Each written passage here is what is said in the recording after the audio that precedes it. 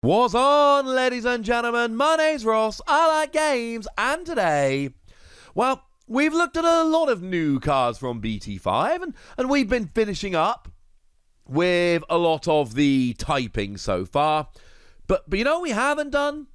We haven't finished up looking at all of the black Digimon, and that makes me a little bit sad. So today we're going to be looking at black Digimon, and we're going to start off with the only Digitama we didn't get a chance to look at before the full reveal. We are looking at Suerimon. Shout out before we get going, before I forget, to the lovely folks at Ensan Gaming and DigimonCard.dev, my two favourite places to go and look up stuff about the Digimon TCG, and they gave our translations, because they're both awesome. So, Suerimon then. What have we got? Well, we got a Digitama, we got a level 2 Digimon, and what we've got is one inheritable skill, as is the case with Digitama, whereby when you're attacking once during your turn, if this Digimon has unidentified in its type, you draw one. That is to say, you draw one card from your deck. Oh, cool. So then the question becomes, well, hang on a second, Wassy. Unidentified, what are we talking about? We're talking about Diaboromon. We are very much talking about Diaboromon. That being Diaboromon from Booster 1.0 and all of its pre-evolutions. Diaboromon from the promo pack, which we can talk about that later, and all of its pre-evolutions. And the Diaboromon from this set BT5 and all of its pre-evolutions. That's what we're talking about here. We are talking about the Diaboromon line, and that is basically all we are talking about here. There are no other unidentified Digimon. Now, to be fair, the promo Diaboromon gives you security attack +1 for each Diaboromon you have in play. It's fine, it's not great. We're looking at the other Diaboromon. Now, the one from Booster 1.0, when you attack, you get to play a Diaboromon token, but that was always rendered largely unplayable because of the scourge that is Omnimon, because Omnimon, when it comes into play, deletes all Digimon with a particular name, so you choose Diaboromon, and then they would just all get deleted, which was a little bit mean. But don't forget that in this particular set, we've got Armageddonmon, and Armageddonmon, when you play it from your hand, you may delete one of your Diaboromon to reduce its play cost by 12, which is nice. But it turns off Digivolving skills of level 7s, like Omnimon, so it gives you that protection. So Diaboromon's back on the table now. And we've got the new Diaboromon that when you Digivolve, you get to play a token. And you have Arata Sonata that when you Digivolve into a Diaboromon, you get to play a token. Infirmon that when you Digivolve from it and get deleted, you get to play a token. Chrysalismon that when Digivolving, if you've got Arata Sonata in play, nothing. But if you don't, you get to play one from your hand without paying its cost.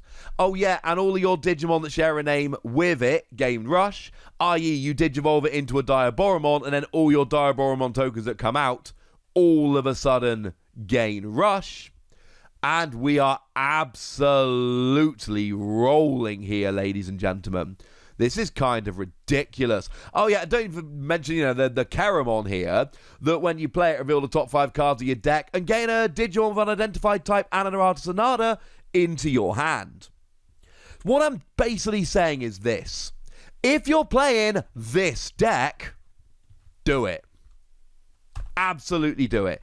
This is the perfect, absolutely perfect level 2 for you. This is the level 2 that you are absolutely going to want to play. And if you're not playing this kind of deck, don't. And it really is as simple as that, right? If you're playing this new Diaboromon style deck, this is a brilliant, brilliant, brilliant skill that is absolutely going to make your Diaboromon deck way better, because you just get to draw when you attack. If not, don't. The other Suerimon, for what it's worth, if you've got another Digimon in play with the same name as this one, you gain 2,000 power, which is cool, but no. You're playing the new one for the draw power. Though, to be fair, the old Keramon, when you played another Digimon with the same name as this Digimon, i.e. you Digivolve up into a Diaboromon and then play a token, you got to draw a card. So this Diaboromon deck as a whole here, starting to get a nice little bit of draw going on. That's two different ways to go about drawing cards, so I don't know. We've got protection from Omnimon. We've got a bunch of new tricks to play tokens. We're building up a nice little draw engine here. I cannot be the only one that is starting to think this is looking kind of interesting indeed. I'm going to go ahead and give this 4 Wossies. And the 4 Wossies in Digimon, I'm kind of going for it is great in a very specific deck. If you're playing a Diaboromon deck, this is a 5 Wossie card. If you're not playing a Diaboromon deck, it's trash garbage. There we go. You have been warned. But moving on, there is another Digimon. There's another 2, in fact, we're going to be talking about in this video. The first one of which is Monitormon. I'm pretty sure that's how you pronounce it. It's a weird kind of Digimon that kind of looks... It looks like every single character that was present on Endor has been mashed. Okay, it basically looks like the Endor Stormtroopers, or whatever they're actually called, mashed in with an Ewok. And I will not be told otherwise. But what we got here is a level 3 Digimon, 3 cost to play normally, 2 cost to Digivolve, 2,000 power. All fairly standard for a level 3 with a decent skill. And speaking of the decent skill here, what have we got? On play, look at the top card of your deck. Just looks at the top card of your deck. The thing is, this gives you information. This tells you what your opponent is going to be attacking the first time they attack into your security, assuming you draw or no other cards. This tells you what the top card of your deck is, so if you're playing a skill where you look at the top X cards of your deck, you know one of the ones that's going to be in there. Looking at the top card of your deck is fun, but it's really about combining it with skills that look at the top card of your deck. You know, if you look at the top card of your deck, and it's a card you really want to draw into, but it isn't an unidentified type, whatever you do, don't play a Keramon, because that card is going to end up put on the bottom of your deck. But if it is, say, a Diaboromon that you know you want to draw into, then you play that Keramon. It's not perfect, because Keramon looks at the top 5 cards of your deck, and Monitormon looks at the top card of your deck. So no, it ain't perfect. It's pretty far from perfect, but good and interesting and fun. Yeah. But when it gets deleted, you reveal the top 3 cards of your deck, and you may play a Monitormon among them without playing its memory cost. So again, you can basically play, look at the top card of your deck, and then sacrifice one of your other Monitormon, throw it against a stack or whatever, and you might know. But see, even then, right, you're looking at the top card of your deck to see if it's a Monitormon, but there's 2 other cards that might be a Monitormon. But I still like this skill. Because the fact of the matter is, sooner or later, you're going to end up getting deleted. So what you can do here is take a little bit of a chance. You know how large your deck is. You know how many Monitormon you have seen so far. So you can work out, taking out your security stack, of course, the approximate odds that there is a Monitormon in the top 3 cards of your deck. And that's what you roll with here. If you think it's likely, you go for it. And if you don't think it's likely, you don't go for it. But this is a cool kind of card. It just replicates itself. And I like that. I am worried that far too often you're going to get deleted and the top 3 cards aren't going to have a Monitormon in. And that's going to suck. And we don't really have cards to manipulate that in black. But I still think there is a lot that we can get a little bit excited about here. So I'm going to go ahead and give it between 3 and 4 Wossies. We don't give half Wossies. That would be barbaric. Certainly in a black deck or in a Rookie Rush deck, the idea that you can be essentially playing extra level 3s for free, that makes me pretty gosh darned excited. But speaking of Digimon that can replicate themselves, how about Commandramon? Now, we've had a previous Commandramon, which incidentally had the same skill that we just saw on Monitormon, but for Commandramon. And incidentally, right, this is now Commandramon number 4.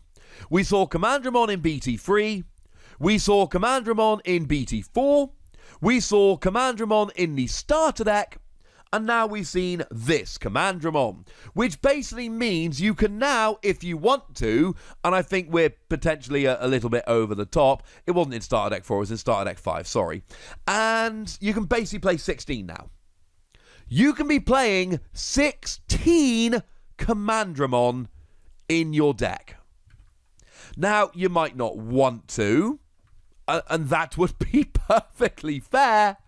But I'm saying now you can if you so wish. And I love this. I absolutely love this. I mean, just straight off the bat, we'll actually get to what it does in a moment. But the fact that we've now got a 4th Commandramon, such that we now can play 16 in our deck, that makes a huge difference. You know, Monitormon, when it gets deleted, what's the chance one of your other 3 are in the top 3 cards of your deck? Not that high. When Commandramon from BT4 gets deleted, what are the odds that one of your other 15 are in the top 3 cards of your deck? Yeah, actually kind of high. Like that's a pretty good bet. So I'm kind of loving this, if I'm honest with you, ladies and gentlemen. Absolutely loving it. Not to mention, we also got the Tankdramon, that when one of your other Digimon with D-Brigade in its type is deleted, you reveal the top 2 cards of your deck, and you may play a Commandramon among them without paying its cost. Again, the more Commandramon you're playing, the more likely Tankdramon's skill is to fire, so I know it's a little bit weird, but the fact that we've now got a 4th Commandramon here is actually like a genuinely big deal, weirdly. But this new Commandramon, what does it actually do? Well, what it does is, it's a 4 cost to play normally, which is expensive, 0 cost to Digivolve, 2000 power with blocker. Brilliant. Absolutely brilliant. Like, it's expensive to play normally, so don't play it normally. Digivolve it up for nothing. There we go. Job done. Honestly, the only weird thing about Commandramon is that it's not the first level 3 blocker we've seen in Black. Black really do like blocking. It's not even the second level 3 blocker that we've seen in Black. You see, we've already seen Gotsumon, although Gotsumon, remember, has got that thing where when you attack, you lose 2 memory, and it's still a level 3 blocker, right? Level 3 blockers are still good, but again, you got to give up memory to attack. And then in the starter deck, we saw Agumon, that is a 3 cost to play normally, but 1000 power. Agumon basically cannot block anything, because if Agumon tries blocking anything, by definition, it's either got 0 power and has already been deleted, or it's got 1000 power or above, and it will delete Agumon when Agumon blocks. But that's okay, that's fine. And then we got this one. And this one's a little more expensive to play normally, so I still think Agumon is the better choice. But I prefer this to Gotsumon because I can attack in a pinch. So I don't like this as much as I like Agumon, but I do prefer it to Gotsumon, so this is still kind of cool. And then, of course, we've got the Commandramon style deck. And if you're playing the Commandramon style deck, then yeah, you are definitely going to want to play this so that you've actually got a blocker playing around in that deck. And of course, don't forget, we are basically building all the way up here to Darkdramon, because when you play Darkdramon, you can return up to 5 D-Brigade Digimon from your trash to the top of your deck, and gain 2 memory for each one that is returned in this way. So you essentially play it as a free cost, 1/2 free cost, and that's kind of awesome. So if you're playing this D-Brigade style deck, and it's one that I am really, really excited to start playing around with when Great Legend actually drops, then yeah, I think this is absolutely a card you're going to want to play around with. I'm gonna have to give it 4 Wassies, because the fact of the matter is, this is just a really, really, really good card. No, I don't prefer it to Agumon, because Agumon is cheaper to hardcast, and I really don't think there's much difference between 1000 and 2000 power. They're both like hilariously low, so I'd prefer Agumon in that regard. But the fact of the matter is, you are a level 3 blocker, you are a 4th Commandramon, And we do have that really nice Diaboromon deck that is kind of hanging around. So this is going to fit into that nicely and make that deck better. So I'm sorry, ladies and gentlemen, but this one looks like one that I am, well, frankly, pretty gosh darned excited about. But I'd like to know what you think. So let me know in the comment section, would ya? Go nuts! Be nice! And then make sure you like this video, subscribe to this channel, follow me on Twitter at TheWasi. That's where we talk Digimon and a whole bunch of other card games. And please do consider checking out patreon.com/PTCG where you can support the channel, get some bonus podcasts, all kinds of fun things. But by far the most important thing, as always, look after yourselves till next time, would ya? Thank you very much for watching. My name's Ross, and you've been watching Wasi Plays.